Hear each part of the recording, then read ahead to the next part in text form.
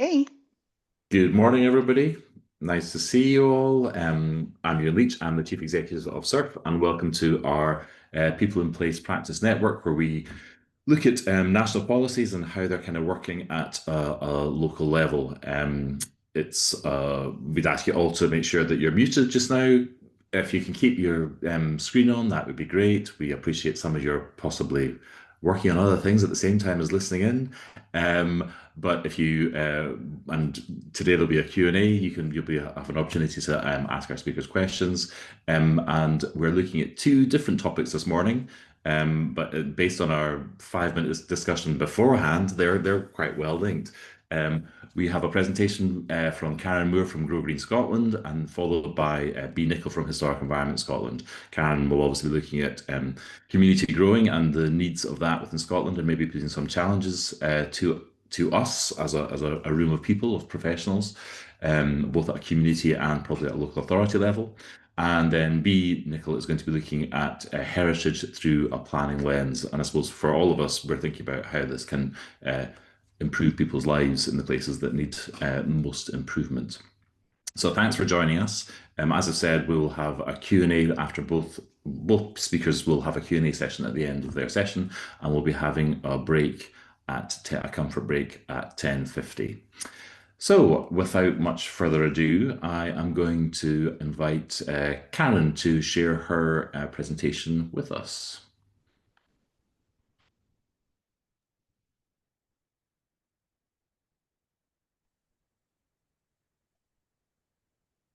It's very slow today. I have no idea why, but it does work.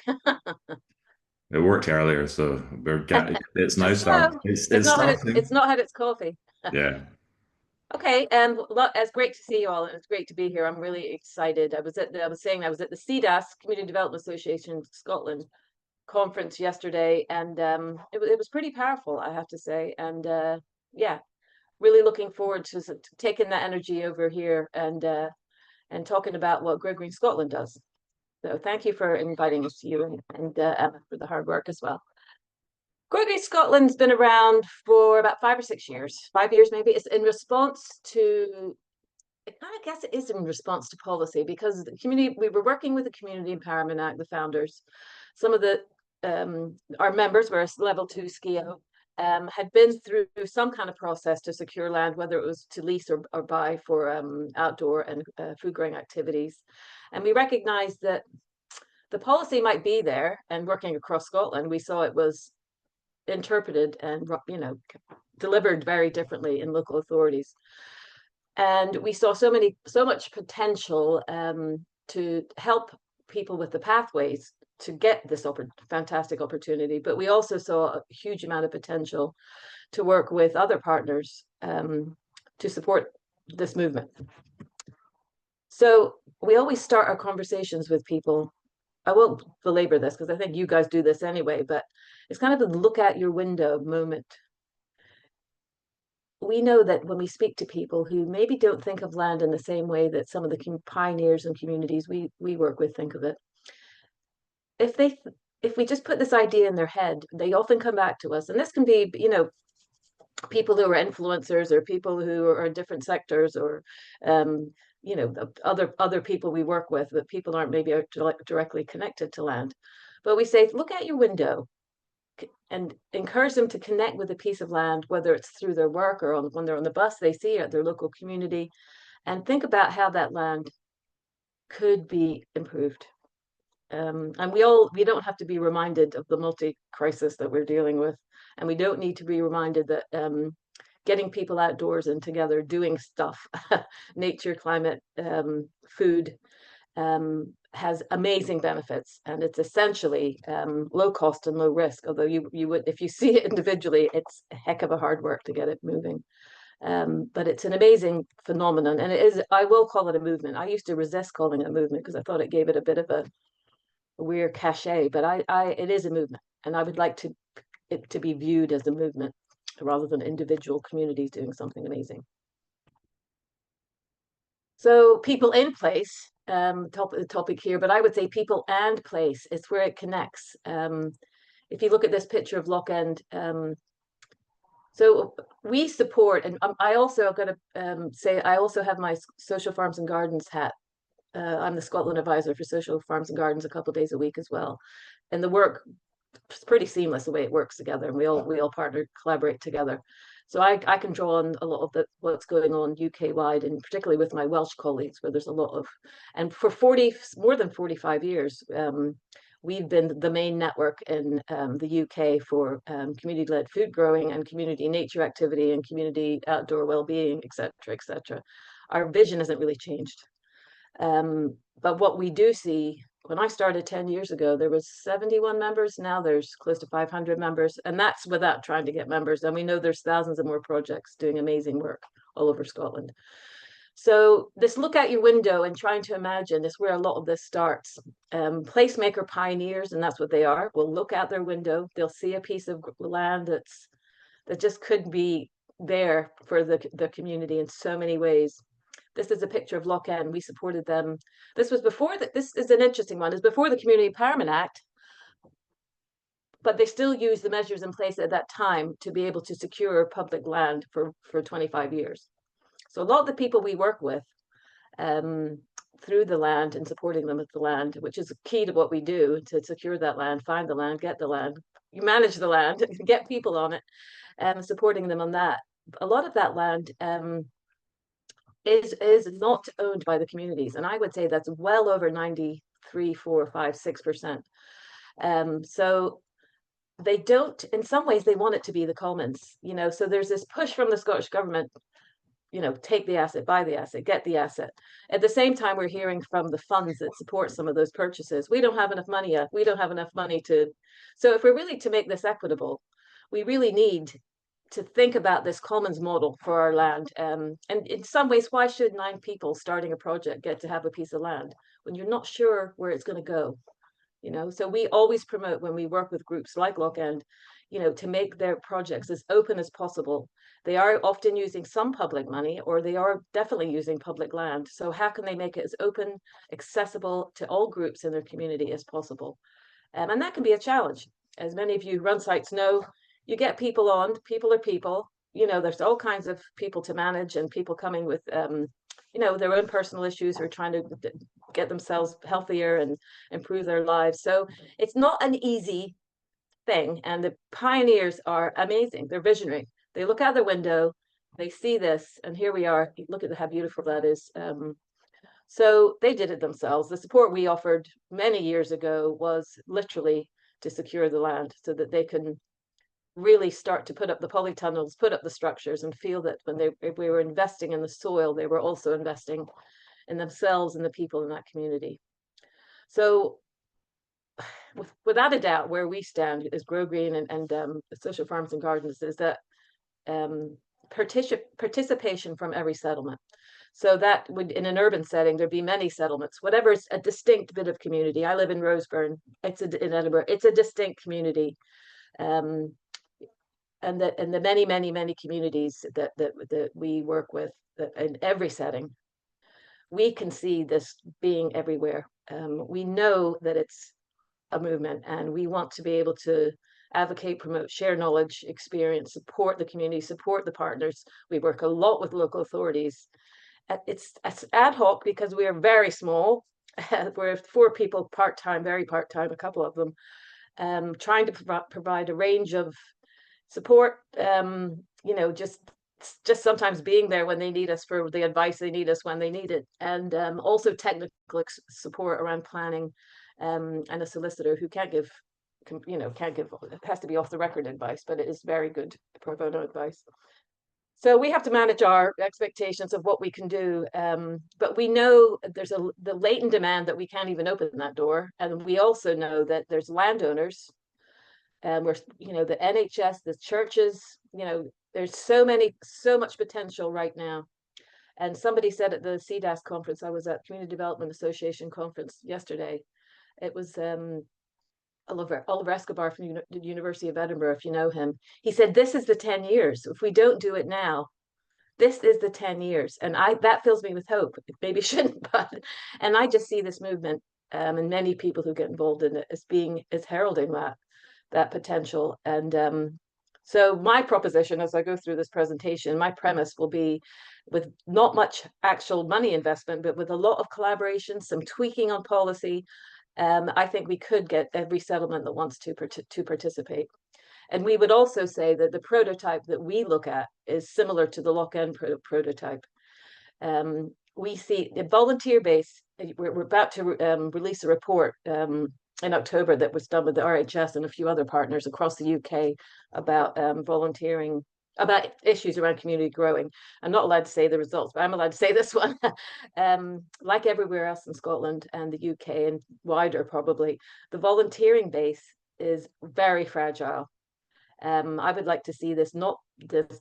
I would like to see it not necessarily called volunteering, even though we are very much. It is about people volunteering their time and energy, but we do need to hold that to something, and we do need to provide ways that the sites can get funding to maintain what they do, and so that they're not spending so much time to get funding when they're already doing so much already. When the funding they need is minimal, the risk they have is minimal, and the work they do over many, many policy areas is quite amazing. So in our prototype head, we've got £1 million, not us, whoever, a million. This is to take it to the next level. We've got £1 million, and we have 5-year funding for a 12.5-hour a week person or people to hold that hold some of those activities in place so that everyone else can get on with what they're doing and what they want to do on the site.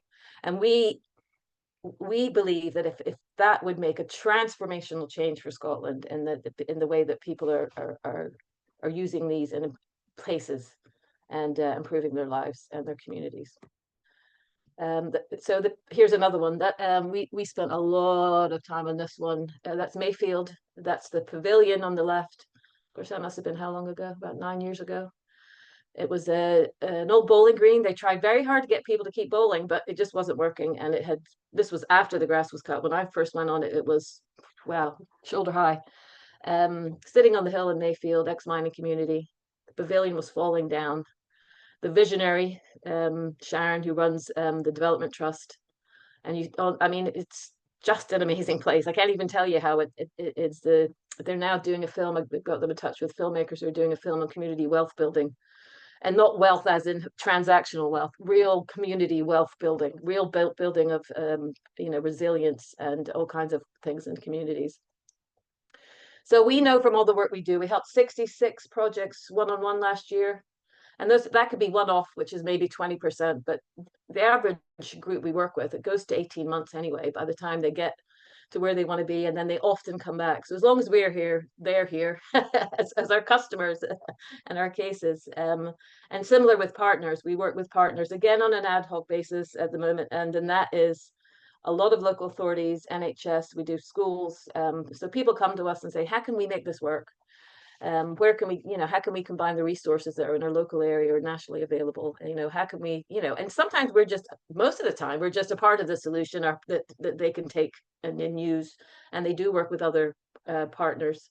But we know what we offer is unique because we're just taking what we see on the ground in hundreds of sites across the country and feeding it back in, feeding it back into everyone. So sites go from verges to farms, allotments, communal growing spaces, market and school gardens, rewilding sites, pollinator trails. It's basically, the way I look at it, it's placemaking outdoors, often with a bit of infrastructure. So you've got there's in Edinburgh, there's 2 new projects. They're going to be crofts, urban crofts, and they are also bowling greens. Unfortunately, the bowling greens aren't working anymore, despite the fact I do like a bowling green.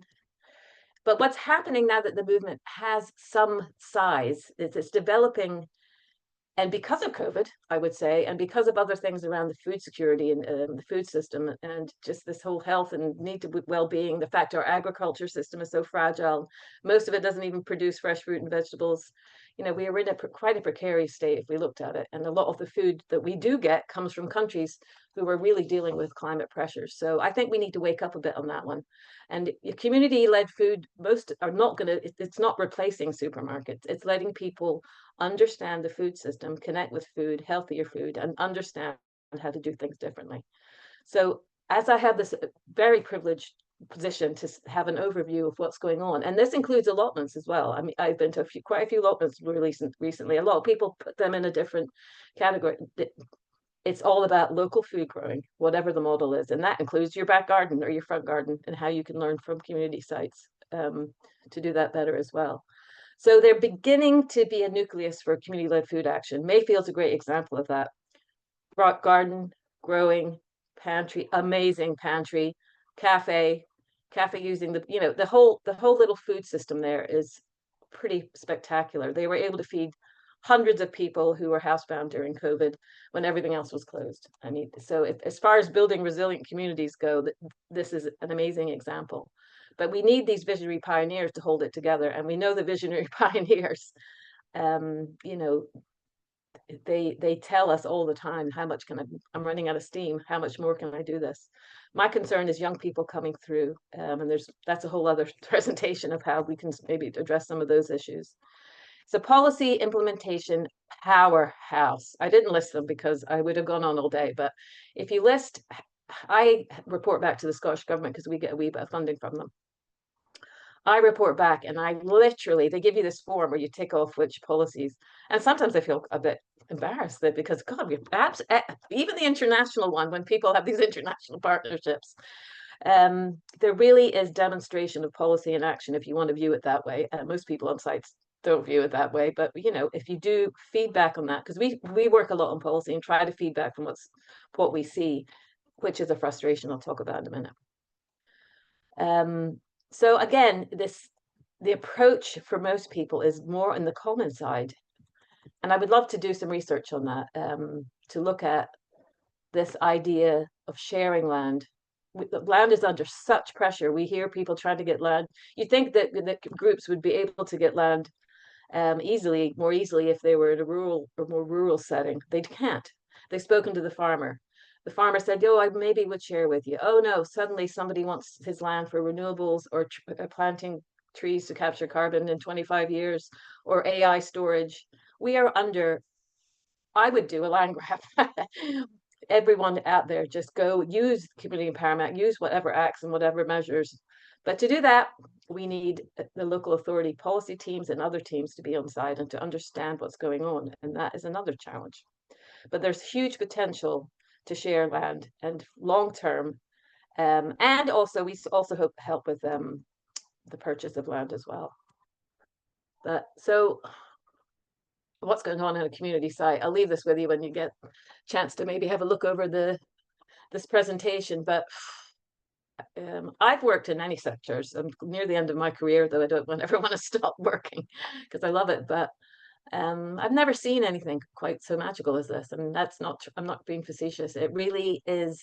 There's just so much that visibly comes alive when this is going on. And it doesn't come without its problems. Once again, we're humans. So, you know, there's issues, barriers that shouldn't be there. They're so easy to remove. There's a huge issue in our movement around, oh, it's nice to do. No, it's not nice to do. It's urgent, it's important.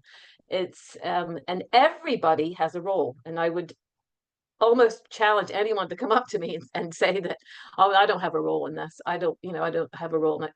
Everyone in your professional, personal, whatever capacity you can spare that mind space has a role to support this and to benefit from it. In your community, your work, as I say, it could be anywhere that you live or operate or work in Scotland. So that's a whole list. And it goes on and on and on and on and on and on and on. I constantly get from external people, it's, you know, let's go to community, let's ask community gardens, let's ask them. Community gardens and allotments constantly get, oh, can we do a story on this, or something in this, something in this. But you know what? As I said to the University of Edinburgh PhD student I'm helping, go back to your department and tell people to give them £500 a month for this, for their £500 a day when they ask for their advice, when they try to figure out what's going on, when they're part of research. We need equity and parity and where we are as a movement, because we're powerful and but our voice still is quite shy, I would say. And we need to be part of the discussions on a more strategic level on solutions, and we need to be paid for that. So once again, I'll come to the end of this, but we have a couple lists with a couple different lenses on, a planning lens or a this lens or a volunteering lens or a health lens or a education lens. We have different ways of looking at what some of the tactics we think. And we don't have to think too hard to see this happen because some of them are pretty obvious. Planning, if I had a magic wand, what I do in planning? Well, first of all, I would, we've been asking for permitted development rights for certain size of infrastructure like polytunnels for a long time. But no, they have to go through the process. It's really backed up. Of course, planning's too busy. There's so much coming down that, we all feel for the planners with their desks piled high. And this is not the major priority when there's a big development going on. So they wait and wait and wait. A season goes by, they don't get to plant anything. People are disappointed. So all of this goes on. So the permitted development rights, there's ways to put the parity of community growing sites along with recreation sites, so that in the planning structure they're not paying for things, or they can get permission for things. There's some, I know it's not simple. We did take part in both reviews of Part 9, Part 9A Community Empowerment Act. We had a great time presenting at Parliament and with the people running that, the officers running that. It was brought to the Scottish Government, and there's too much policy going through, we can't do anything. So the solutions are there. I can send a link to anyone who's interested. Amazing stuff coming from the allotment side of things, from community side, from schools, from horticulture. And there is some simple things. I know it's not simple, but simple-ish things that would make a huge difference. Take us seriously is what I would say. Just heard of I'm not going to say about local authority, but the local authority is so under pressure that they're not even able to respond to the community that are looking at 2 sites for a potential allotment site. That they are going to put all the work in, they're going to do all the fundraising, but they can't move the land on. And they've been doing it for years and they still can't move it on, but they've identified the land. There's a stagnation that I know that we, other partners and the groups themselves, can really help with, to make the groups that are doing it go through the system quicker and not lose their energy trying to do it.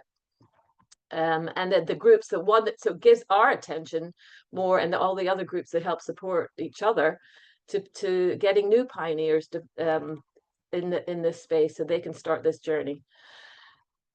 I'll throw out here something else, and then that's me. But the right to grow, I don't know if any of you have heard of it. I've had quite a few conversations around this, and I'm not sure about it, but I'm sure about it, but I'm sure. But anyway, I'm not going to go into it, but it is a movement with a lot of partners, UK partners, that have brought to the Parliament and UK Parliament, and it does have support from a big list of people. And that the UK government has suggested, some of the MPs, including a couple Scottish ones, have suggested an amendment to the Planning and Infrastructure Bill to ensure space to grow would always be a stated priority. I just read last night, when it went to the House of Lords, I read Hansard, and what some of that's an interesting read if you're interested in this. On September 1st, it went through the House of Lords, some of these amendments to this infrastructure bill.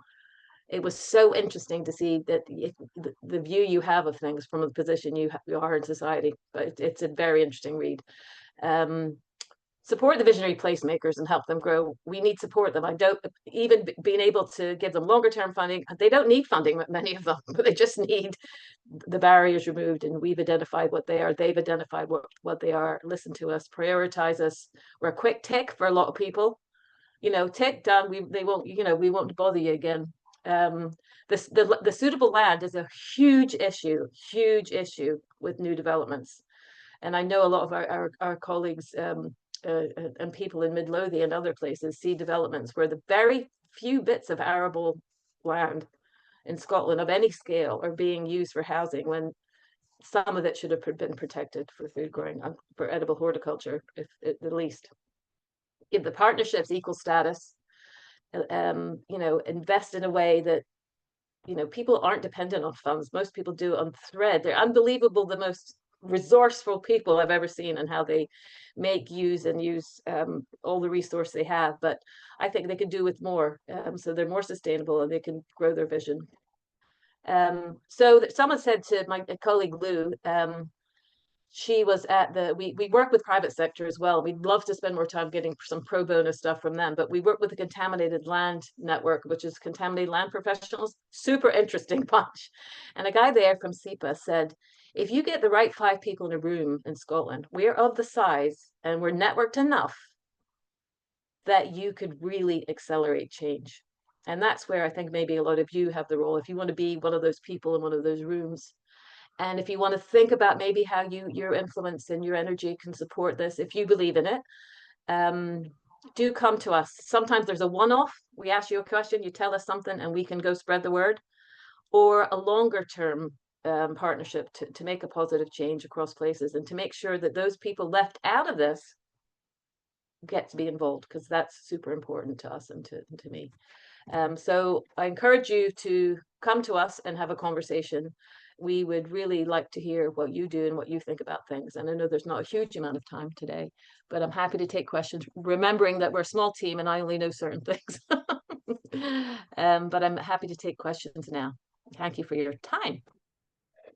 Thank you very much, Karen. A great overview of the great work that you do at Grow Green Scotland, and the great things that the communities that you're supporting. I suppose, can I come back to something you mentioned at the beginning, and because you talked about the work that you were doing in Wales, and I don't know if you want to say any more about the Welsh approach. Yes, I will say about the Welsh approach. Now, once again, here we go, because people come to Scotland and say, oh my God, your legislation's amazing. You've got Good Food Nation Bill, you've got Community Environment Act. And I firmly believe it is in a lot of ways, but the devil's in the detail, the actual implementation and the resource to implement all these things coming downstream to local authorities. So what's happened in Wales that I can see, and I've discussed this with my in fact, the Welsh guy is our director. He's also a local councillor, so he's quite in that space. And the Welsh, I don't know how old the act is, but the Future Generations Act in Wales has acted, to me, as a way to tag on a lot, as a framework for holding a lot of stuff that we would like to use, or we could use, to bring back power to communities and give them the place they deserve for all the work they do. So they work that out, and they're also trying to. I don't know how they're doing it, but the settlements, the small settlements in Wales are used in a way that I don't see us using in Scotland, where the power is more decentralized in Wales. I don't know enough about it to know what's going on, but I do know that like places like Powys is able to get some of this future generation infrastructure investment without a begging bowl and without having to go through there's something about the power structure in with the local and national and the country government. I can't give you the answer. If anyone's really interested, you would get Gary, my colleague, to talk about it. But I do see that how that policy can trip you up, or it could be sometimes it's about approach and willingness to use it and flex it. Judy's put a question around community council. Is it at a community council level? Do you think that there's more power at a local level in Wales? No, No. not necessarily. I don't know about what there's been a lot of community council. We work with community councils, and a lot of them they foster projects. So the community councils get reductions on planning, etc. They can foster a new project to start, and it usually works amazingly. But community councils themselves are struggling in Scotland and other places and Wales to get enough people to form a council. So there's maybe not a dependence on them anymore. There's more looking towards other mechanisms. I'm not sure there's what's going on in Wales. I don't know. Right. But it's probably worth looking at. I don't get at that granular level, but I do like to exchange how the tactics and how things are working on the ground. Yeah, that might be very much looking at settlement. They're looking at taking a geographical approach that enables things to somehow happen easier. Okay, that's interesting, because obviously SURF has an interest in local democracy, and there's obviously Democracy Matters, which has been rumbling on for a number of years, which I referred to yesterday at the CDAS conference, and we've yet to see what it looks like in terms of the government's recommendations. I have a strong desire for community councils to be empowered so that they do become a desirable thing to be elected onto, and their resource, etc. To me would be a great model to do, but I think there's reticence to kind of commit to local democracy at that level. Does anybody have any other questions? We've got some comments in the chat, but if you've got any questions or you want to put your hand up, fire in. We've got comments on the fact that um,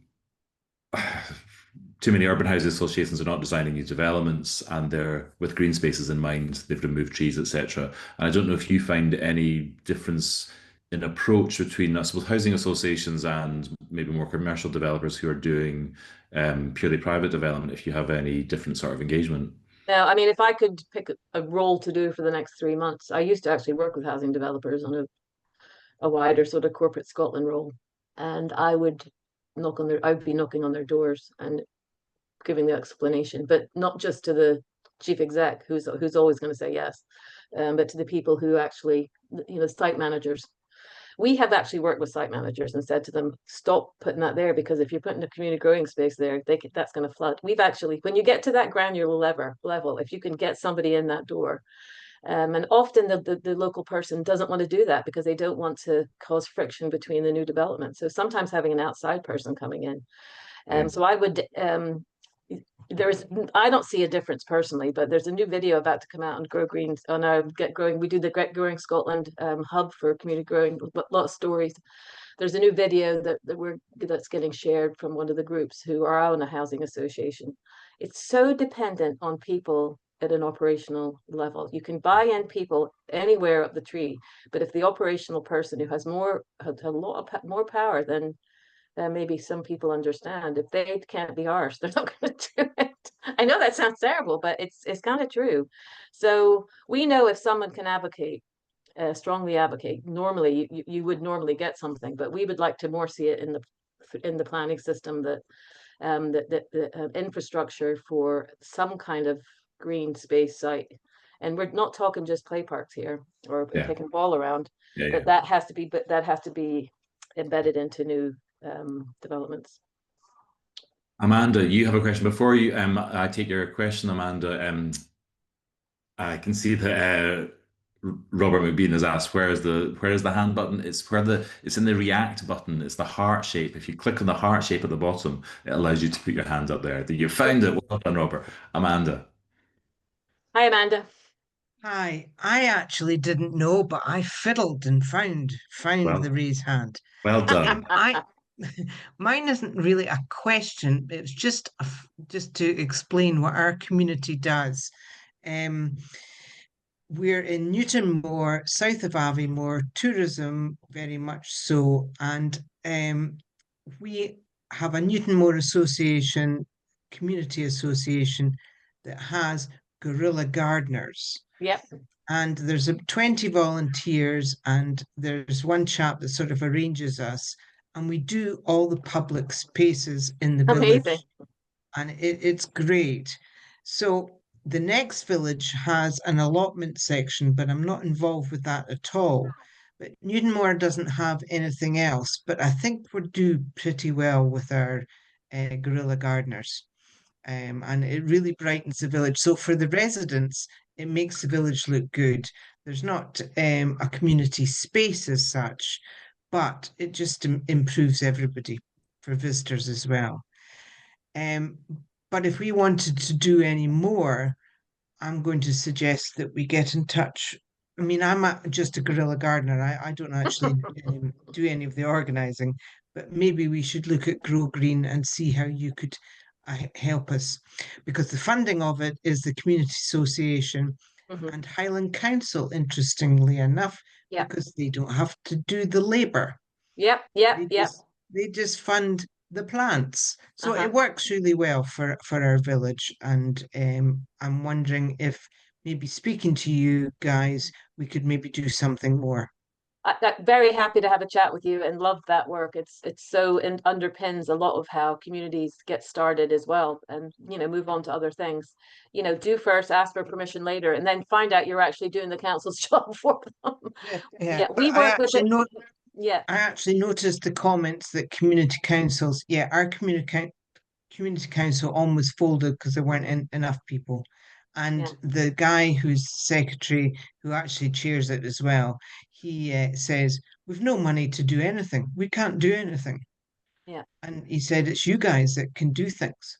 So Interesting. And it is interesting that Yeah. these new models are emerging, and many groups like yourself are the nucleus of a community because you're visible, you're out there, you're doing something. It's obvious. It's obviously enhancing your place. So it's an amazing thing, and I would encourage it. You have to be careful because there has been some incidents of people planting fruit trees and fruit falling and people slipping on it.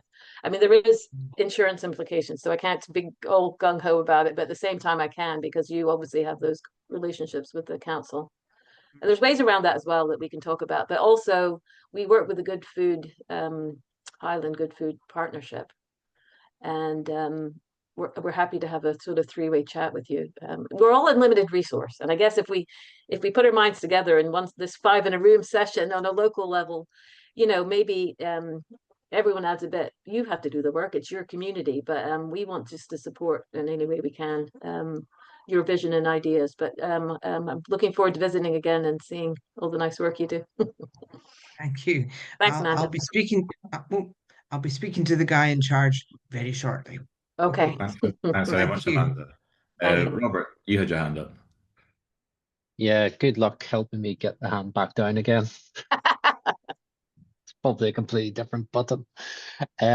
Just 2 points, Karen. First of all, about permitted development rights. We had an interesting internal discussion because work with Sustrans and looking at the development of shared paths and cycle networks, obviously in the context of permitted development rights. And somebody had obviously developed a policy position along the lines of it should be easier just to create a cycle path. There shouldn't be all this regulation in place and all the rest of it. At the same time, they were making the argument that what we do has a huge impact on communities and can change people's lives and change everything for community. And I sort of pointed out there's a bit of a paradox in that. Yes. That if what you do actually has an impact, then planners probably want to know about it and what that impact's going to be before they then process it. So just to highlight that, that's a conversation we've been having. The tension in that is very interesting because we would only recommend certain infrastructure that was very easy to dismantle, unlike a path. But you could let it go over. The other thing I wanted to highlight is the Public Health Scotland facilitate a sustainable transport working group partnership.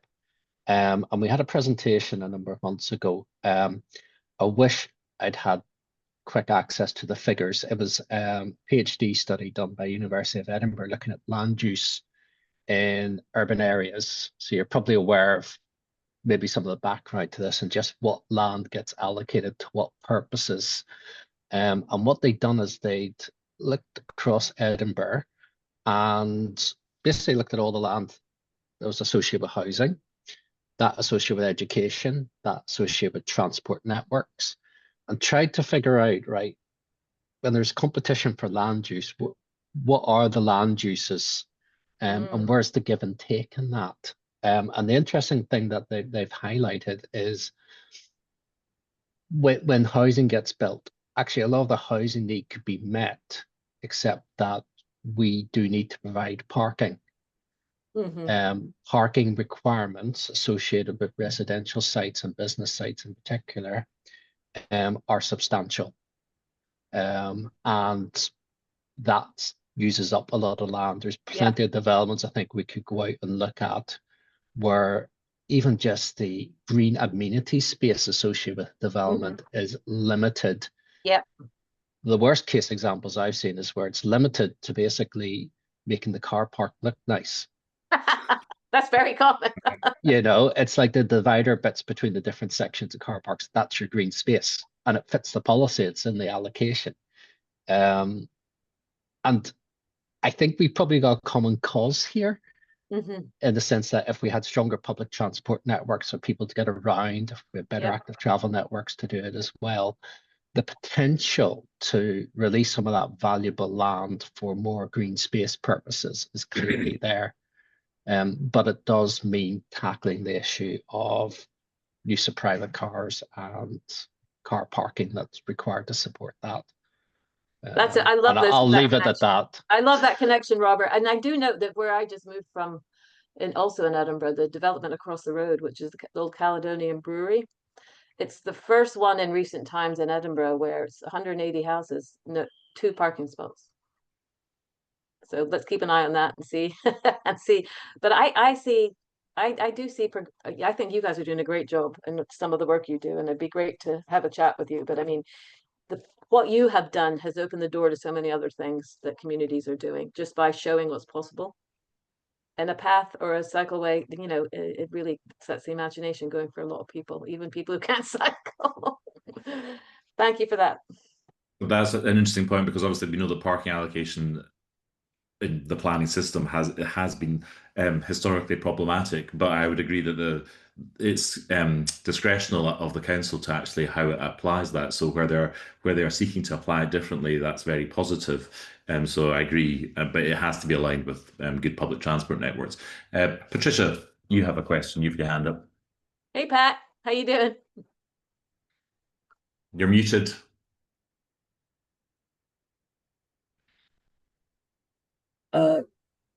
Fine.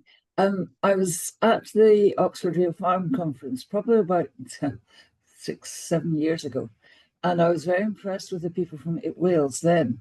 They'd been talking with the Indigenous people, and very much were trying to get some of the policies in line. And I think it was very much saying that nearly every policy has to take into account young people. And I think, you know, I thought, can Scotland start to do that? I didn't hear much more about that, but is it Jane somebody from Wales? I can't remember, but she was really impressive with what she had taken on from them. I think you're right, Pat. When you to put the young, I've been watching this bill as it's been holding, and it's interesting when you actually, it's not about young people now. It's young people now, and all the way, you know, that we can, how far we can think we can see in the future these days, and it just does give you some kind of flexibility in the policy and some kind of imagination that some of the other policies just don't let you have, or the other ones are all knocking against each other and getting in the way of each other, and there's just something about that, and I'm sure it has many of its own issues, but everything does. But yes, I'm glad to hear that have seen this as well. Well, I noticed very much, and I thought, gosh, they're doing something different that we're not. And obviously talking to like Indigenous peoples as well. They were there at the conference as well. So it was good to hear.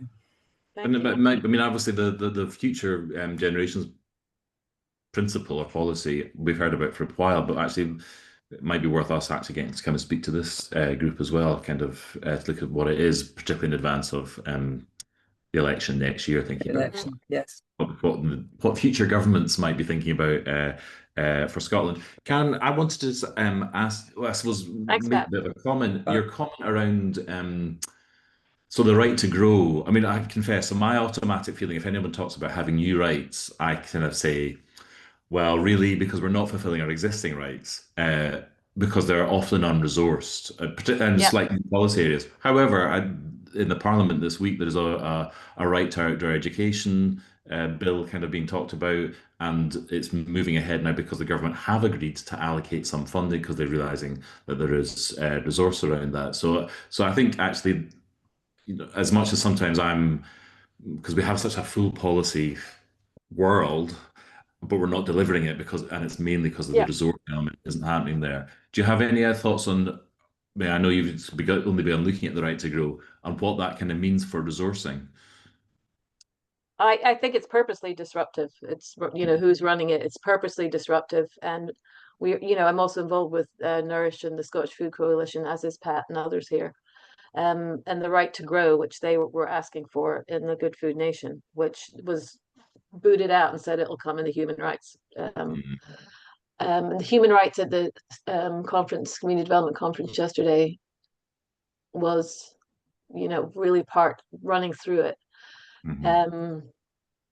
I'm the same with you, having worked and, you know, having touched on the UN work as well over the years with corporates. We have to watch our rights, but maybe the time is right for rights. If we're trying to get things, you know, if we want this 10-year window, if we believe in that, then maybe now is the time to disrupt. I think what could happen is the current, I always think that if there's some chaotic, if there's chaos and order at the same time, and there is a lot of order in the policy, there's a lot of great stuff in the policy. I think if it's pushed it might find resource somehow, if you know what I mean. And even if the resource is just different way of looking at things, people collaborating differently, and finding money that maybe with the public purse for some of it. But I do think it is very disruptive. The Right to Grow, I can't get my head around how it works. I would like to. I'm going to be speaking to them actually next month, and the organizers to look at it in terms of the Scottish legislation and how, you know, what extra we would have to look at. But once again, it's that we've got it, but if we're not enacting it because we Yes. can't talk about it or shout about it, because if people start demanding their rights, then you know, what's that going to do for the poor planning officer sitting at her desk? You know, it's Because I a suppose dilemma. we know what regulation says around allotment requirement, but we know we're not fulfilling it. And it's Yes, the kind of thing yes. about how we make sure that policies are designed that then are forced to be delivered, that they have some sort of primacy, which is why I thought if you've got a report coming out and the fact that you've kind of put some figure around 5-year funding for people to be paid for the fundraising aspect within the projects, you know, it is understanding those costs, which is actually, I mean, it's £1 million. It would be a lot to us individually, but it's not a lot in terms of a Scottish. And I don't want to hold that. It's not my project. Yeah. And I know that it's a solution, and I know it's worth trying. And I know if you think of the risk in the movement that I have the fortune of seeing evolve in Scotland, the risk is minimal. You know, you leave the site, you fall out with a couple people, and you let the nature take it over again, or whatever. You know, the risk is minimal, but the potential is huge. And I used to be involved in early days of, you know, SROI stuff. No, stop making us prove stuff. Stop Yes. it. Believe in it. Trust communities. Yes. They are completely amazing what they can do on threadbare resource.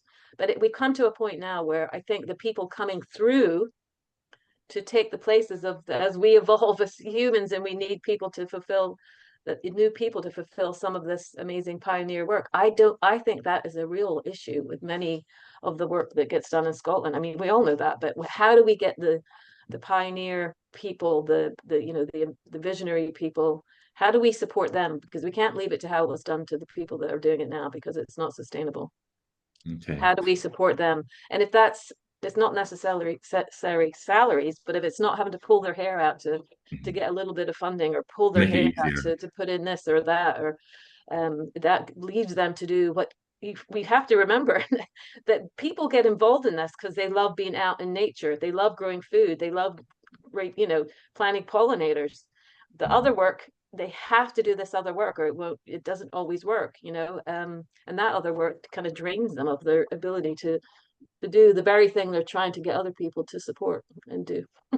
Interestingly, Judy has made a comment in the chat about would a citizen's basic income solve that? And interestingly, one of the projects that won a Surf Award last year at Narcher, the lead on that is a pensioner who views his pension as a citizen's basic income. He says he's being paid by the state, and so he lives in council housing, and so he views that, which I don't think that's how we view our pensions. Very interesting. But he is viewing his pension as actually he is receiving state income, and so he is what we would say is volunteering, but he's viewing it as, well, he's working because he's providing for the community, and which is a kind of very interesting approach. And I would say I know some people who are on the state pension who would view it like that, but it would be great if more, because obviously that is where demographics are heading for us. We have an increasing aging population, and I don't know, I'm turning 54 next month. I don't even know if I'll get a pension by the time, you know, the horizon gets further and further away. But that is something for us to think about. Karen, thank you very much. We would strongly agree it is a movement. And I think this is Surf has had a conference in community growing. We've had community growing at Tuch in Dunfermline platformed. We've had people trying to create an allotment and community growing in Inverness platformed, and we've now platformed Grow Green Scotland. So we are strongly supportive of this because we see it as a fantastic opportunity, not just for actually growing plants and food, but for pollinators, for social cohesion, and all the things that you at the beginning talked about. We totally agree that these are the outcomes that we're looking for, particularly for the communities that are the most deprived in Scotland, the poorest communities. So we will continue to advocate for Grow Green Scotland. Thank you. And we will talk to you about our manifesto and things like that, because although growing is not something specific and one of the things that we'll be looking at, we will incorporate it in some of the as a sub point within it as well. But You know, I don't call it grow. I don't. Thank you so much for the opportunity, guys. And but I don't call it place. I now call it placemaking. That's been a big change for me. It's Yes. interesting because being around more, you know, it is placemaking, and it is part of the big spatial planning of how we want to live in the future, now and in the future. So yeah, I've integrated it. Great, that's super. Thank you so much, and I'm looking forward to hearing the next presentation. Thanks for your comments and questions, everyone. Thanks, Karen. And we'll now take a break, and we'll come back just at 1 minute past 11 so that we have a 10-minute break. See you soon.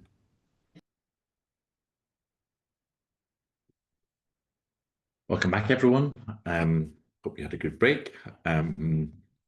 And we are, I suppose we are segueing quite nicely, because I think we've talked quite a bit about planning within the last session, and we're going to be talking a bit more about planning in this session, but we're looking at it through a particular aspect, and we're going to be looking at it relating to heritage. I should say I'm a recovering heritage professional, but I've been out of heritage for 4 years now, and my love for heritage has returned this year. It's taken me 3 years to get over it. But I'm very pleased that we have a colleague from Historic Environment Scotland in our chat today. And so B, if you have returned, yes, I can see you there. If you would like to share your presentation with us, thank you very much. Thank you, Ewan. Right. That loading up.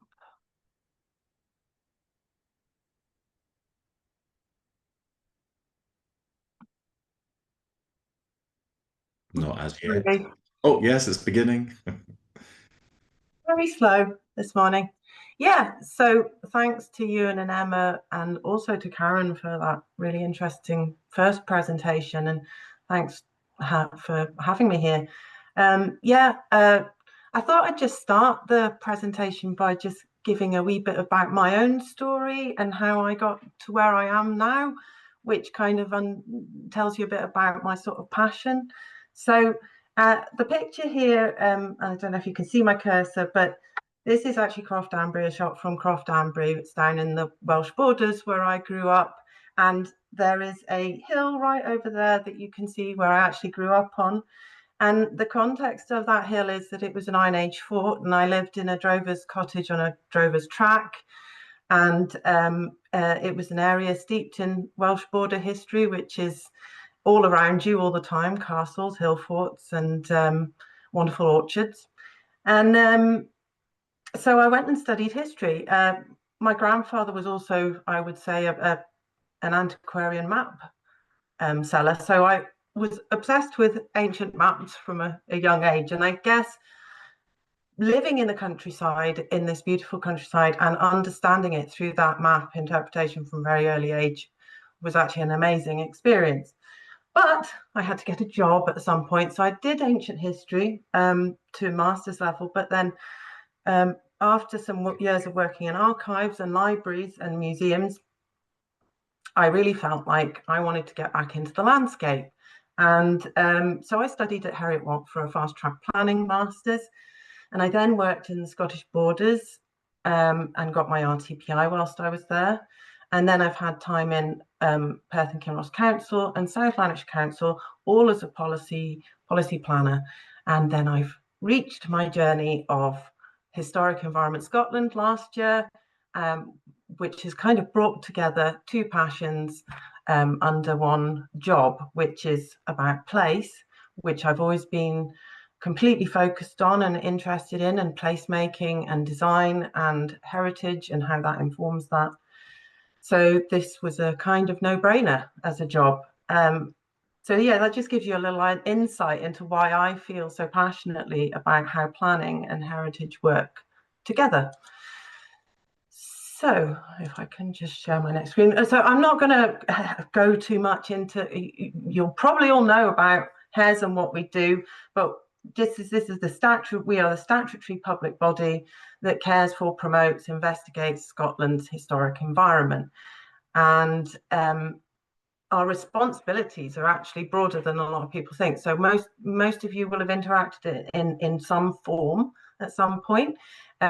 We obviously, from the planning perspective, are involved and deliver the heritage designations. But we also have over 300 properties in care that we manage. We have a vast collections as well. We do learning and teaching, providing teaching resources, and we also have a rangers service, and we do a lot of skills and training. And this is our vision, Heritage for All, and it is about us cherishing, understanding, sharing, and enjoying with everyone. And I think that's a really cool part of our corporate message. And our sector priorities, which I didn't even know about until I started, I confess, OPOF, as we call it, which actually is a team embedded within HES, but actually works much more broadly across the heritage sector. So I wanted to emphasize our 3 sector priorities, which are around net zero, resilient and inclusive communities, and building a wellbeing economy. And I just wanted to emphasize that that's not so different from what we're actually asked for in NPF4, which is all around sustainability, livability, and productivity. So just briefly, because sometimes people get even confused about this, who identifies what? And I just thought it's really useful to know that Historic Environment Scotland identify most of the designation areas, which are listed buildings, scheduled monuments, designed landscapes, battlefields, and marine protected areas. Local authorities identify conservation areas and manage the historic environment records, and UNESCO do World Heritage Sites. And just in terms of the responsibilities for consenting, just because it is always seems, and I find it quite confusing sometimes, scheduled monument consent is always through Historic Environment Scotland because it's a separate piece of legislation on a Monuments Act. And then listed building consent is very much likely to be through your planning authority, but there are certain times when we will do it if it is owned by a local authority. And enforcement action we do on scheduled monuments if damage is done. And then planning authorities obviously have responsibility for land use plans, listed building consent, conservation area consent, planning permission, which can be in battlefields and other things, and then also enforcement action. And that's a huge responsibility, and I'm just acknowledging that, having been a policy planner for many years. And just to sort of reiterate what NPF4 says, which is obviously the planning strategy for Scotland, to protect and enhance historic environment assets and places, and to enable positive change as a catalyst for the regeneration of places. And in terms of looking at the policy outcomes, which I'm most interested in, because I'm always really interested in outcomes, is supporting transition to net zero, reuse of redundant and neglected buildings, and supporting our economy and cultural identity, which I think everyone knows is in some way integral and weaves our stories locally. So we've got some pretty significant challenges at the moment, and I'm sure everyone knows, and it's not dissimilar to the growing spaces or any of the other things that we're talking about. We have a balance to look at between development pressures, what kind of development is it being, versus the preservation, what is most important. We have a climate change agenda and what the climate change is actually doing in terms of impacts to our land and buildings. Obviously, we have a real underuse and dereliction of historic buildings at times because it's a real challenge to keep them going. And there's a lot of disposals, as most people will be aware of at present. Lack of skills and knowledge about how to do maintenance on our historic buildings, and also retrofitting and really weaving in sustainable travel to ensure that we are touching this earth as lightly as we can. But there's also real opportunities within that. And the historic environment, I don't know if we've always articulated those well enough, is that actually the opportunities around your heritage narrative are about how your place identifies and what branding you want. What do you want in your local area? What do you want to be known for? Your town centre living and adaptive reuse. There's a lot of underutilized potential buildings for affordable homes and for small businesses. And we need to look at what are the conditions we need to make that work.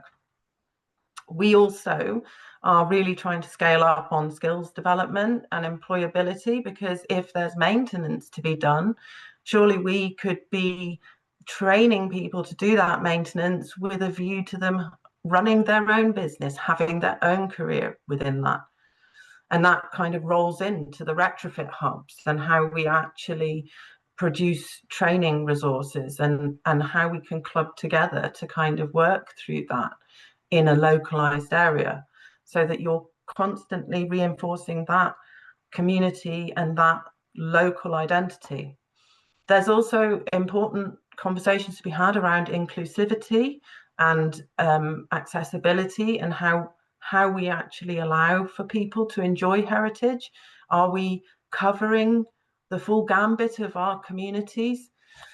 And of course, and weaving back into something of the growing is about nature resilience and habitat corridors, and also about food growing, and how we could be working better within the land development, and how we could strategically be working with that.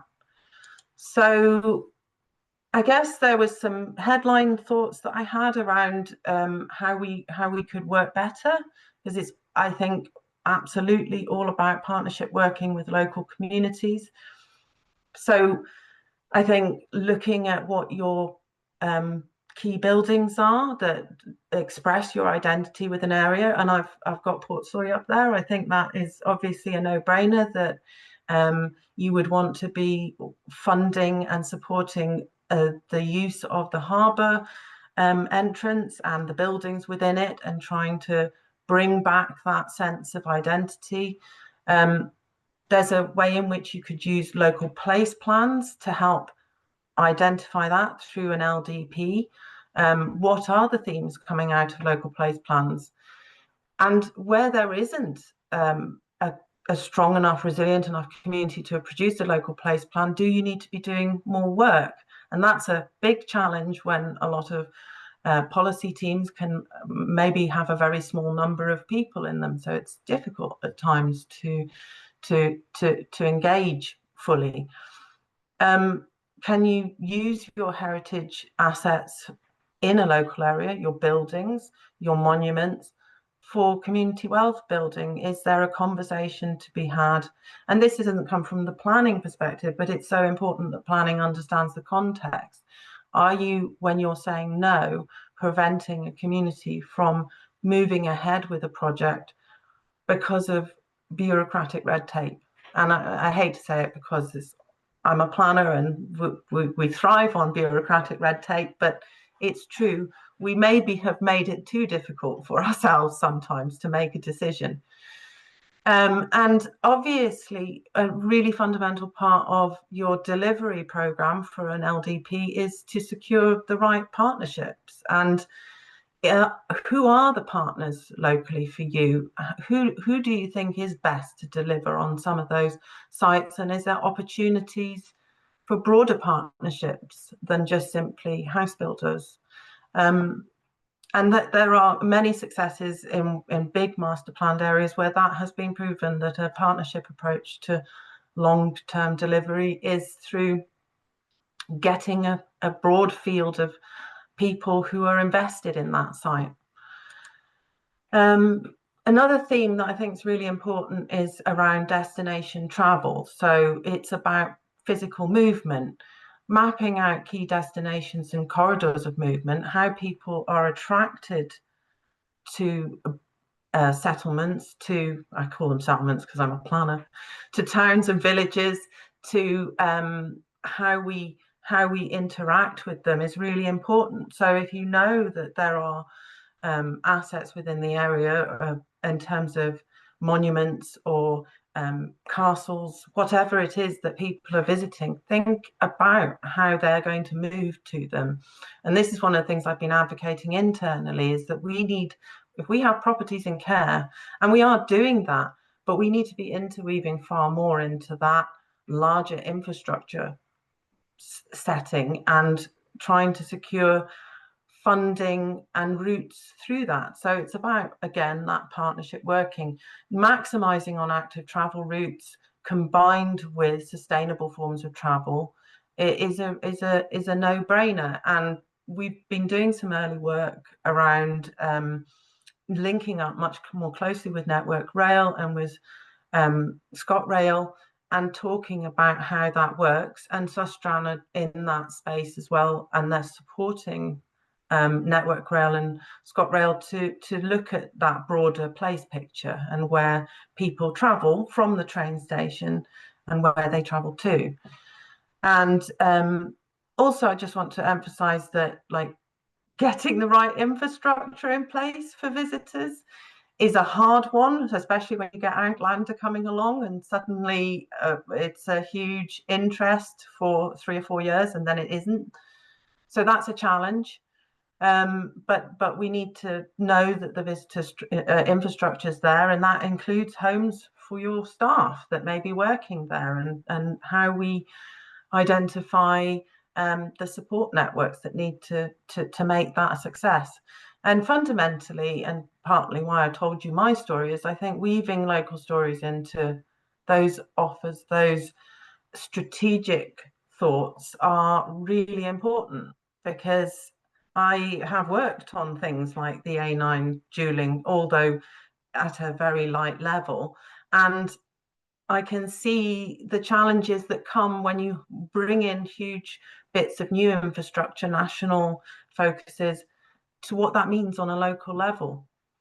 I thought I'd highlight skills development and how important this is, as I emphasised, you know, having the right skills in place to support what you want to do in terms of your identity is really important, and supporting local resilience and local smaller community organizations, and also obviously smaller business enterprises, are really, really important, so that you have that sustainable local approach. And capturing a workforce for the next generation, which is what Karen was talking about. How do we ensure that people have the chance to work within these areas, and how do we make it fair? Because my experience is that I had to do voluntary work in museums. I had to, and I still didn't get a very decent job after that. It wasn't until I moved into planning that I got well paid. So, you know, there's a exclusivity about heritage sometimes, which we need to break down, because actually heritage is about everyone and their stories and what they want. So, and I think one of the ways in which I see that the LDP interaction and the partnership working could also be supporting training opportunities, and actually looking at the subcontractors that you have. And I'll talk a bit about that in procurement, which is all about procuring a procurement approach that actually puts the local places, the local people at the heart of sourcing goods and services. And it's a challenge, because we have procedures that don't allow for that in lots of organizations, especially if you're government funded. It's a struggle. You're constantly balancing between costs and who can deliver most quickly, when in fact sometimes a bit more time and a bit more energy and some more resourcing, which is fundamentally what we're, you know, Karen's saying as well, would actually make for a better picture. And we also need to look at how we can support communities that are really struggling in terms of resilience, to bring that resilience in and focus that potentially as a priority. So, you know, there's a range of kind of thoughts that I just wanted to put out there about how the LDP and the planning system still needs to be able to support this kind of, you know, innovation and change, and not be too prescriptive about how we do that sometimes.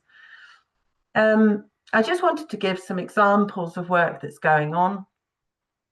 Callanish, Standing Stones, this is our property and care. We are working in partnership with the local trust who run the Heritage Centre there.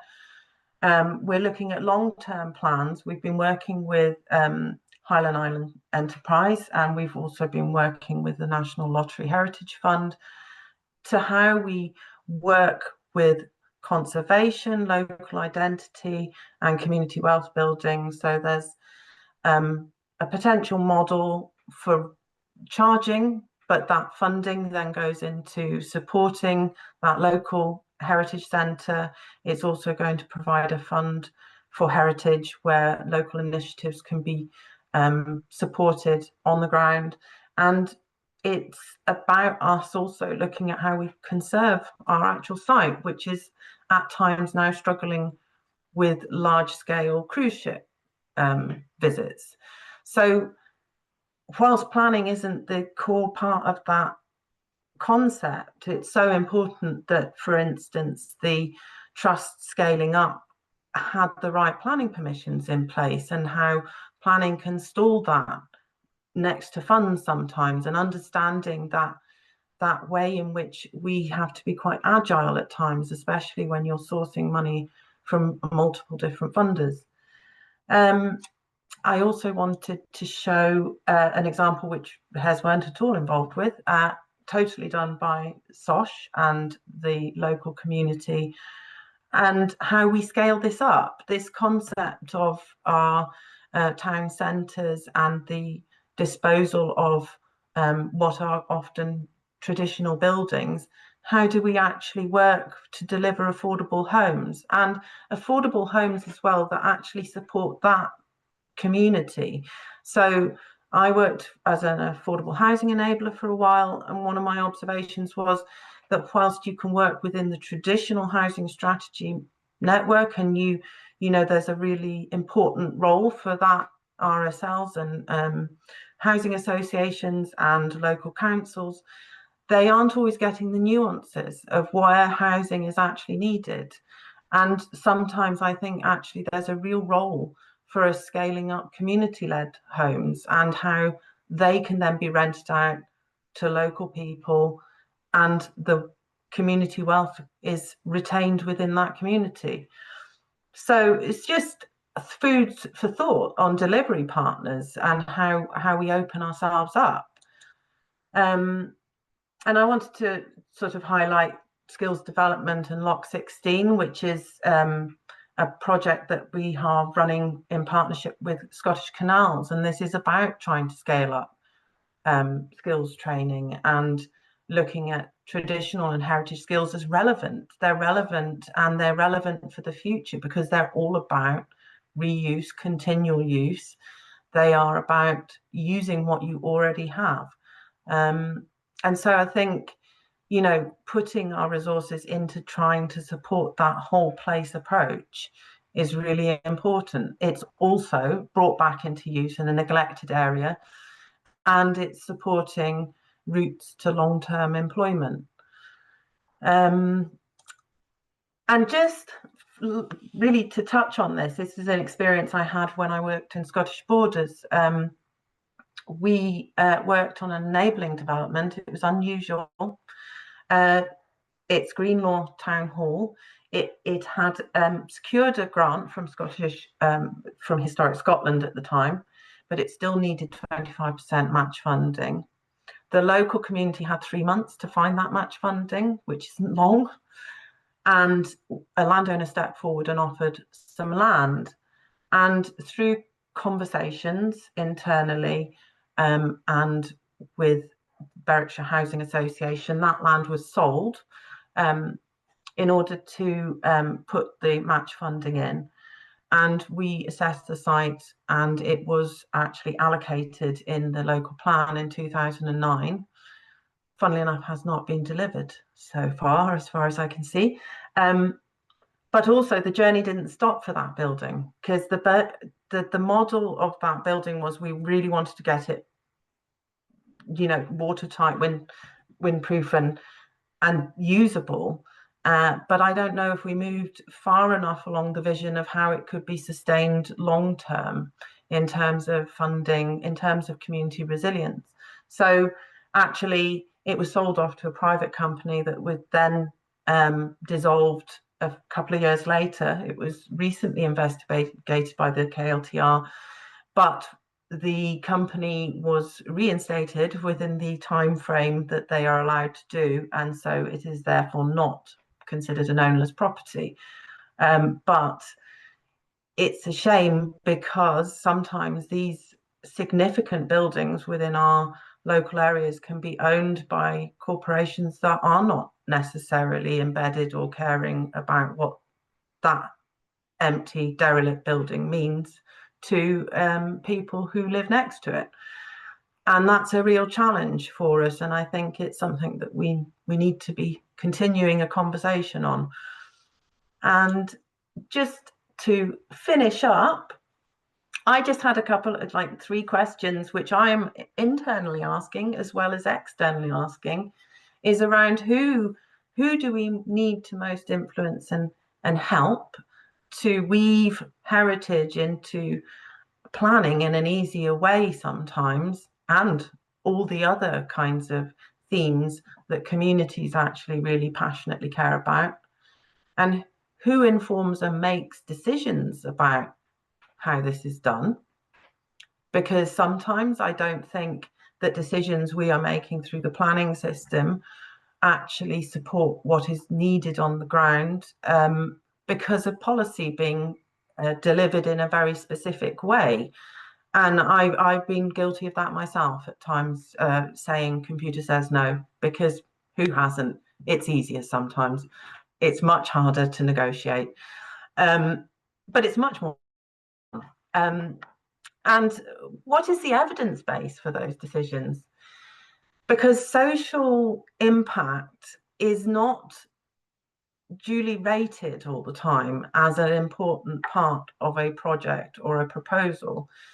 And weighting that more within the planning system is really important. And I think NPF4 does that to a certain extent, but the implementation of that is still to be decided, because we're in a new system. We've not got to that stage. But I think for the next suite of LDPs, it could be really, really exciting if we are genuinely working within our communities and hearing what they need from us. And just to finish off, it's my little mantra that I gave to our Senior Leadership Forum the other week. And this is just generally, we think about place and community before we think about profit. We think about climate and nature before we think about development. And we empower people to have choices in the places that they actually live. And that's me. And I'm just going to do an outrageous shout out for an initiative, a community-led initiative that I'm supporting up in Dunkeld and Burnham. Sorry, Ewan. We are now, it's free. We are curating conversations about community-led tourism in this specific sense, but actually community-led tourism, community-led initiatives, they all weave into each other, because actually this is what place planning is. It's about us supporting those initiatives in those places and making the best of their assets. So yes, that is me, and I hope that that's been useful, and I'll stop sharing. I'll put that thing in the chat, perhaps. Thank you very much, Bea. That was great. And I'll continue to shout out. Dunkeld in October is beautiful. So, go. And also Scotto, who are a partner with Hess on this project. If you've not seen Scotto speak or heard about the work that Scotto do, it's community-led tourism that they focus on. Karen is fantastic, and we will invite her at some point to come and speak to this group, because their approach as to how tourism works, because I think a lot of us will be aware of where tourism is doing damage, whether or not it's at Callanish or within Edinburgh or within Falklands. It still offers opportunities, and the approach that Karen takes is very much like the diagram that you ended on there, where you're looking at community first. Who's your first audience? Deliver something for your community, and if other people want to come to that, then that's also a good thing. But it's your local community first. So appreciate the pitch. So thank you very much, and also I also appreciate a planner saying mea culpa. Doesn't happen often. But within the professions, it's a really interesting kind of thing, because as we look at the environment around us, professions have been involved in making decisions around the environment, and sometimes we can see where there are mistakes. So do we have any questions for B, either in the chat or if you want to raise your hand? I suppose I was interested by some of the comments that you made, particularly around those questions that you raised last about who informs the decision making. And I suppose you've been a planner in a local authority setting, and you're now not in that. And where do you think that sort of, excuse me, balance lies in that sort of informing decisions, particularly in relation to the historic environment? Yeah, I mean, I think that's been one of the challenges I started to feel over time in planning, is that who is advocating for what in terms of the historic environment, because there are times when, you know, from a purist perspective of how you adapt a building or how you design around a conservation area, that doesn't really allow for new initiatives which are struggling for funds. And I think from the perspective I have, that we need to work much more closely with our communities on what they're actually seeing as heritage priorities, and focusing on them and resourcing them. And that possibly means sometimes that our designation process is almost a little behind that because of the nature of how it is. So priority buildings might not always be listed buildings because of the nature of how the process works. But fundamentally, whether it's designated or undesignated, things are important to people. And that's where I think the community is so crucial to that decision making. And obviously the structure's in place in planning for it to be democratic. But I don't know, my own experience of working with community councils is it can be very sporadic and difficult. And, you know, capturing people's interest and getting their say at the right time is really important, which is why I love the idea of the engagement strategy that has to go alongside your evidence report, because that actually is something that demonstrates what people are fascinated by and interested in and want. So I'm not sure I've answered very well, Ewan. No, but you have, I mean, you've highlighted the complexity. I mean, hyper local to me, I can't quite see the building, but one street over from me, there is proposals to demolish an unlisted building. And what's interesting is the recommendation that is being made to the planning committee is that it's not demolished because it has historic value, and the planner is using NPF4 as the overriding heritage element of it, not the listed building element, which is the bit that the listed building it's not a listed building and it's not in a conservation area. But it's interesting to see the planner use NPF4. But it is fundamentally about reusing buildings. It's not sustainable to demolish buildings most of the time. And that feels like a shift to me from a planner's perspective, because it's very rare that unlisted, undesignated assets have been acknowledged in the past, whereas I think there's maybe a bit of a shift happening around that. And I think NPF4 has allowed for that in a way that it didn't before, because it's not about a weighting system in quite the same sense.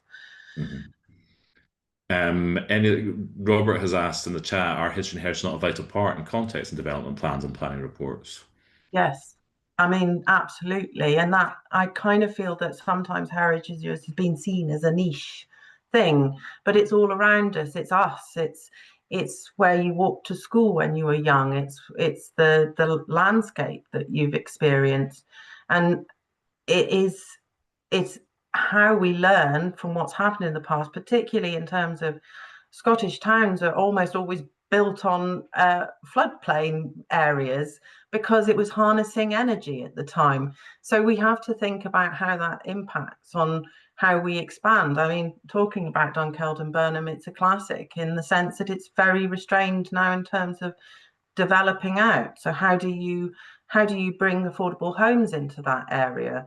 And you know, what do you do to not use green field development all the time as the only solution? It's not the only solution, but if it is going to be the solution, are there deals to be brokered about how we work within a town centre as well? Is there a way, if you're able to evidence community need, that you can be asking for those things if you do need to do a large scale development? So it's just challenging that, you know, we don't have to do a one size fits all approach. And what about, I suppose, thinking of a very recent planning decision in Glasgow, I suppose, because you referred to it in your presentation around town centre regeneration and living within town centres. And there was a planning application recently in Glasgow on Union Street for housing, and the planners were recommending refusal because of overlooking issues. It was a historic building but in a town centre because it's not been in residential use, but this would return to residential use. What role do you think Historic Environment Scotland could have in that, in terms of responding to things? And this was one where I think the planner had recommended refusal, but the planning committee have overturned the refusal and said, we want people living in the town centre. It was around that overlooking issue, which requires us to be lax on other aspects of what people might use as amenity issues within those places. How do you think the heritage sector kind of can support that sort of decision making? I think being in on the conversation at the right point always helps as well, and that is something that sometimes is missed. So sometimes it isn't necessarily having that conversation. I do feel that the overlooking thing can be an issue, and it is an issue, and it you know, what we don't want to do is create precedents. That's a fear for planners all the time, because we know as soon as we say yes to something that that is contrary to the policies that we have a fear that we will be overwhelmed with you know, applications in that field then. But I think it's all around the evidence base and the need and justification for it. There's no reason not to go contrary to policy if it's actually delivering something that is important to that area, one of which is affordable homes. And I guess part of why I wanted to work in Historic Environment Scotland is to say, you know, sometimes the conditions that we're creating are making it impossible to deliver on things that are actually really important to that local area. And things like the setting of monuments, don't get me wrong, I feel very passionately about that too. There are times when it's really important, but there are times when previous development has already made a change in that usage and how you visualize that. And I think we need to be more pragmatic about it. And I think our role in HES is to be able to be in on those conversations and support it at an early stage and provide the guidance that we need to do that. And we do have an amazing suite of managing change documents that show how things can work. So, and we're building on that at the moment. And so do you think that's through conversation with, because obviously I suppose if you're consulted on a planning application, you're not going to comment on overlooking, but if you were aware of it, do you think would there be any, I appreciate it's a different department from the one that you actually work in, the different section, and do you think there's an opportunity for HES to kind of have that conversation with planning professionals much more earlier? widely? Yeah, I think so, much earlier. And so one of the things that in my role that I'm trying to do is where there are opportunities to advocate for the historic environment through a larger regeneration scheme or whatever, you get in there at the very earliest stages, because we all know that it's partly about money, and what we can actually resource. And if you are making asks that cost huge amounts more, then that can be a real challenge. And that's something we're of within the housing association sector sometimes around, I mean, windows being one, where if timber windows are required and within a conservation area, there are significant cost implications for that, which the housing associations don't want to pass on to their tenants, but there is a designation requirement that can have it. And so to me, it was one of the first questions I asked actually when I arrived at Surf by a local housing association to us, as to could I help with that to get some extra funding from HES to fund timber windows? And of course the answer was no, because the funding kind of isn't there at that scale for that, and there's maybe a large demand. But the example you kind of referred to a bit at Loch 16, but the Scottish Canals and the canal as a scheduled monument, to me, has been one of the most amazing heritage regeneration projects that Scotland has seen.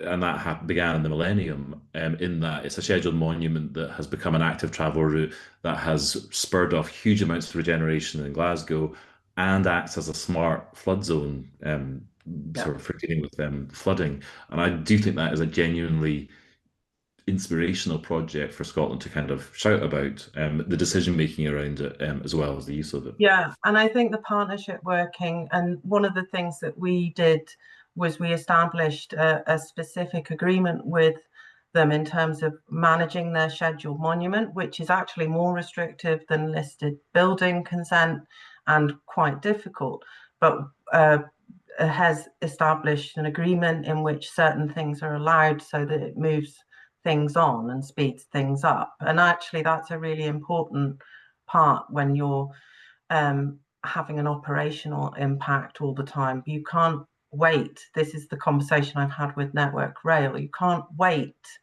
for us to unpick all the things that are going on. And so I think more conversation about that would be a real positive move, and talking about how operational versus aesthetics goes. Mm-hmm. Yes, and that remains a challenge. Any other questions rather than me? Any other questions for? I can see Robert's put something in there, but it's about the nipple rule, which is in relation to overlooking and the Umberland Parker principles, which I suppose we've been alluding to in this discussion. But any other questions for B? Because I think most communities have heritage within them, and I think Camperdown House has been referred to in the chat as a building looking for a future, and I think, as B has sort of said, it's finding what those kind of necessary uses are for a community that we want to focus on. But if there's no more questions forthcoming, I know Heather, B's colleague, who comes from a housing background and has a very pragmatic approach to heritage, has put in the fact that there's an ongoing discussion around heritage with some national conversations and some events, which is looking at kind of what B touched on. Are we designating the right things? Is designation, do we value the things that reflect the population of Scotland? It's previously been very high status things in the past. There's a shift to that. All sorts of things have been recognised, but that conversation is ongoing, and it's important that communities are part of that conversation. But if there's no other questions, B, thank you very much for sharing that with us, and really good. And I thought that the actual the circle that you showed at the end on approach to decision making about community first, climate first, before profit, was very interesting. I'm presuming that's your kind of take on things, but I think it's a very encouraging thing to see, because I think it can be hard for organisations, and I think Historic Environment Scotland is moving to a different financial model, which will require income. And so that's a challenge, but it doesn't, it was interesting to note it says community before profit. It doesn't say no profit. And it's kind of making sure that that balance is correct in the current economic system. Some of us might want to see the economic system change dramatically. It's not going to happen overnight. But in this process, having communities kind of embedded at stuff, and the procurement model that you referred to as well, obviously as a national agency with big procurement possibilities, Historic Environment Scotland can play a role in that. So thank you very much.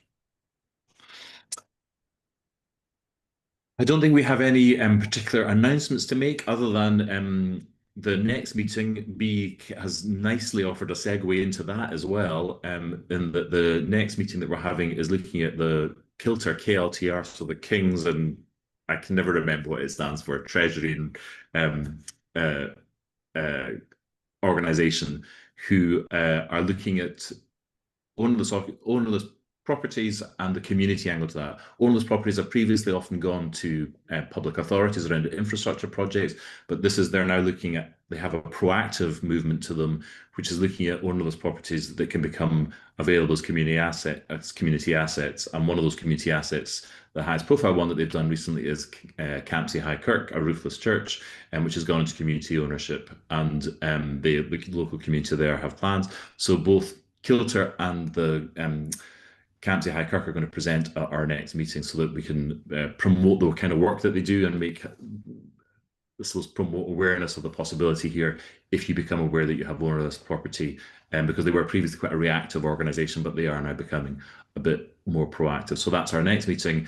The SURF Awards, I don't have much to tell you about that, other than you will have seen that the nominees have been selected, and our judges, some of our judges are out today visiting those sites, and the decision of that will be announced at the SURF Awards in December. So we can look forward to that if any of you are on here from one of the awards. It was nice to see a nominee from the SURF Awards being mentioned, the Langham Police Station, which was one of the 3 nominees a few years ago. And so we're really looking forward to seeing what that will mean in December. Obviously, all the nominees are winners because they've been nominated for visits from our judges, and they all look like good projects, and it's a good geographic range of projects as well. But Emma, I don't know if you had anything else that you wanted to share.